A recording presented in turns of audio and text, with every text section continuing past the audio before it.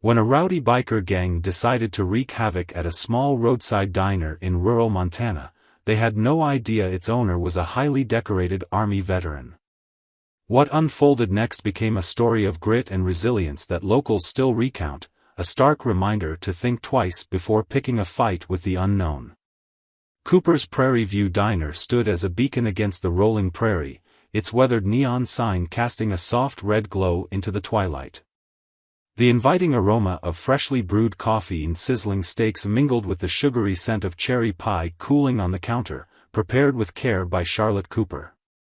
The evening crowd was typical, truckers breaking from their cross-country hauls, locals unwinding after a long day, and road-weary travelers seeking a comforting meal and a brief escape from the stretch of Highway 212. Charlotte moved seamlessly through the wooden tables and leatherette booths, her motions deliberate and purposeful. Few patrons realized that before she took over the diner 5 years ago, she had spent 20 years in the Army, achieving the rank of Master Sergeant and commanding missions in some of the world's most dangerous regions. The only visible nod to her military past was a small Army emblem hanging near the diner's entrance and a modest sign that read, "Veterans eat free on Mondays." At the counter, Lisa Chong, Charlotte's head waitress and fellow veteran, was sharing a laugh with Hank, a regular who never missed Friday's pot roast special. Lisa's Navy medic background meant she handled every situation, whether a spilled drink or a medical scare, with the same steady hand and quick wit. Together, Charlotte and Lisa had transformed Cooper's Prairie View Diner into more than a place to eat. It was a refuge where the coffee was strong, and the welcome was stronger. As the prairie sky transitioned into a palette of deep golds and purples, the peaceful hum of the diner was disrupted by a storm brewing on the horizon, not one of weather, but of trouble. A biker gang called the Iron Fangs was headed their way, notorious for their intimidation tactics and lawless behavior. Charlotte and her team braced themselves, their military instincts sparking into action as they quietly planned for whatever might come. The Iron Fangs arrived in a thunder of engines, led by a hulking man named Gage "Grizzly" Daniels. Their swagger and hostility filled the diner like an ominous cloud. Charlotte met their presence with a calm intensity, her commanding voice cutting through their bravado with the precision of a drill sergeant. Meanwhile, Sheriff Dana Morgan, a loyal diner regular, discreetly radioed for backup while maintaining her composure. The tension inside the diner escalated, but the quiet strength of Charlotte, Lisa, and Sheriff Morgan inspired the patrons to hold their ground. Even Hank, with his grizzled face and years of hard-earned wisdom, didn't flinch. Just when it seemed like the conflict might boil over, the Prairie Riders, a veteran motorcycle club known for standing up to bullies, arrived in force. Their appearance turned the tide, their presence alone enough to make the Iron Fangs rethink their actions. By the time the Iron Fangs roared out of town, they were stripped of their arrogance and their colors. The diner stood as a testament to the power of courage, community, and unflinching resolve. Its neon sign flickered in the night like a beacon, a symbol of resilience against all odds. As the prairie wind died down, the diner resumed its steady rhythm. Though the marks of the evening's conflict lingered, a few overturned chairs and scuffed floors, the atmosphere was filled with a renewed sense of unity and quiet strength. The remaining Prairie Riders filtered out to the gravel lot, their role complete but their bond with the diner forever strengthened. They rode off in perfect formation, their chrome motorcycles gleaming under the neon glow and the now clear Montana sky. Marcus stayed behind, seated with Jack and a few others, a young man at the beginning of a new path. As the clock ticked toward midnight, the diner's familiar rhythm resumed. Plates clattered in the kitchen, the jukebox in the corner played its soft country ballads, and the rich aroma of fresh coffee mingled with the lingering sweetness of cherry pie. Charlotte stood by the window, gazing out at the empty stretch of Highway 212 disappearing into the horizon. The stars began to emerge, their light a reminder of the endless prairie and the resilience of those who called it home. Lisa joined her, the two women sharing a rare moment of quiet introspection. "Do you think they'll come back?" Lisa asked, her voice steady but thoughtful. Charlotte shook her head. "Not here. But if they do, we'll be ready. The diner's neon sign buzzed softly, its glow a symbol of security, strength, and unity. Cooper's Prairie View Diner had weathered its storm and emerged stronger, a testament to what happens when people stand together in the face of adversity. As the last customer left, Lisa flipped the sign on the door to "closed," but the neon light continued to shine, a promise that the diner would always be there, ready to provide refuge, a hot meal, or a reminder that goodness still existed in the world. Charlotte lingered near the counter, her fingers brushing across its polished surface, where her medals rested. The diner was quiet now, save for the gentle hum of the lights and the faint clink of dishes as Lisa finished cleaning up in the back. Jenny had gone home, her steps lighter with a newfound sense of confidence after the night's events. Marcus Riley remained at the counter, staring into his empty coffee mug. He hadn't spoken much since the Prairie Riders left, but his posture was different, straighter, more composed. Charlotte poured him a fresh cup and slid it across to him. "You've got a lot to think about," she said, her voice calm and steady. Marcus nodded, wrapping his hands around the warm mug. "I thought I knew what I was signing up for," he said quietly. "Brotherhood, loyalty, belonging. But tonight, I saw what real strength looks like. It's not what I expected." Charlotte leaned forward, her expression thoughtful. "It's never too late to change direction. You've already taken the hardest step, walking away. Now, it's about deciding where you want to go." Marcus glanced up at her, his young face filled with a mix of gratitude and uncertainty. "Do you think they'll come after me?" he asked. Charlotte's gaze was unwavering. "If they do, you won't be alone.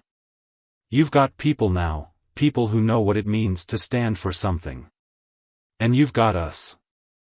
Her words carried a quiet power that seemed to bolster Marcus. He nodded, his grip on the coffee mug tightening slightly, as if anchoring himself to the promise of a better future. Lisa emerged from the back, drying her hands with a towel. "The place is spotless," she announced, her tone light but her sharp eyes scanning the room. "Another crisis handled." Charlotte offered a faint smile. "Not just handled, resolved." Lisa joined her at the counter, leaning against it as her gaze settled on Marcus. "You've got guts, kid," she said. "It's not easy to walk away from something you thought defined you." "Thanks," Marcus said quietly, his voice more assured. I don't know what's next." "That's the best part," Charlotte replied, her tone encouraging. "You get to decide." The three of them sat in a comfortable silence, the kind that only follows a significant moment. Outside, the prairie was calm, the earlier storm long gone, leaving a sky awash with stars. The diner's neon sign cast a steady glow over the quiet parking lot, a beacon against the darkness. As the clock neared 1 a.m., Marcus stood, his movements purposeful. "I think I'll head out," he said. "Thank you, for everything." Charlotte nodded. "You know where to find us if you need anything." Lisa added with a smirk, "And remember, the Prairie Riders are always looking for folks willing to stand for something real." Marcus hesitated for a moment, a small smile forming on his face. "I'll think about it." He stepped out into the crisp prairie night, the diner door's bell chiming softly behind him. Charlotte and Lisa watched as he made his way to his truck, a solitary figure taking his first steps toward a new chapter. Lisa glanced at Charlotte. "Think he'll be okay?" Charlotte's expression was reflective but sure. "He'll find his way. Sometimes, all it takes is one moment to change everything." As Marcus drove off, his taillights fading into the vastness of the prairie, Charlotte and Lisa returned their focus to the diner. It had been a long night, but the sense of accomplishment lingered in the air, filling the quiet space with a renewed energy. Charlotte picked up the pile of Iron Fang's vests from the counter, the patches and pins catching the fluorescent light. "What do you think?" she asked Lisa. "Put them on display as a reminder?" Lisa considered the idea, then nodded. Yeah. A reminder that fear doesn't win here, strength and community do. Charlotte smiled and carried the vests to the back. As she placed them on a shelf, a deep sense of pride welled within her, not just for the diner but for the people who had stood alongside her. Cooper's Prairie View Diner was more than just a roadside eatery, it was a symbol of resilience, a haven, and a beacon of hope. The hours crept toward dawn, and the diner settled into a calm stillness. Charlotte and Lisa locked the doors and turned off most of the lights, leaving the neon sign outside to cast its steady glow across the quiet lot. The faint hum of refrigeration units and the ticking of the wall clock were the only sounds as the two lingered by the counter. "You know," Lisa said, her voice soft yet contemplative, "when I first got out of the Navy, I didn't think I'd ever feel this kind of purpose again. Running a diner didn't seem like something that could make a difference." Charlotte glanced at her, a small smile tugging at her lips. "It's not just a diner. It's a lifeline. A place where people feel safe, where they can catch their breath. That matters." Lisa nodded, her gaze shifting to the Army emblem by the door. "It does. And tonight proved that."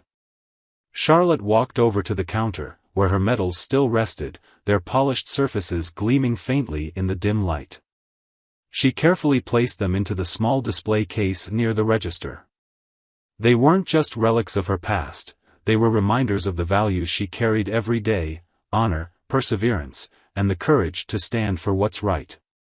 As the first light of dawn crept across the horizon, painting the prairie sky in shades of pink and gold, Charlotte and Lisa stepped outside. The storm had cleared, leaving the air fresh and cool, with a faint scent of sage lingering on the breeze. The diner's neon sign buzzed softly behind them, its glow fading as the sun began to rise. "You heading home?" Lisa asked as she locked the door behind them. "In a bit," Charlotte replied, leaning against the side of the building and gazing out at the endless stretch of Highway 212. "I think I'll stay and watch the sunrise." Lisa gave her a knowing smile. "If anyone's earned a moment of peace, it's you." With a wave, Lisa walked to her car, the sound of her engine fading into the early morning stillness. Charlotte stayed, the prairie wrapping her in a quiet calm. As the sky transitioned from pink to a warm gold, the sun's first rays lit up the diner's sign, casting long shadows across the lot. Cooper's Prairie View Diner stood as a steadfast testament to courage and community. Charlotte felt a deep sense of fulfillment as she watched the day begin. Whatever challenges might come, she knew this place, and the people it brought together, would endure. As the sun fully rose, drenching the prairie in its golden light, Charlotte turned back toward the diner. The day was just beginning, and there was coffee to brew, pies to bake, and a community to welcome. Because that's what Cooper's Prairie View Diner was, a place where everyone, no matter their story, could find a little light and hope in the darkness. If you like this story, please subscribe to our channel.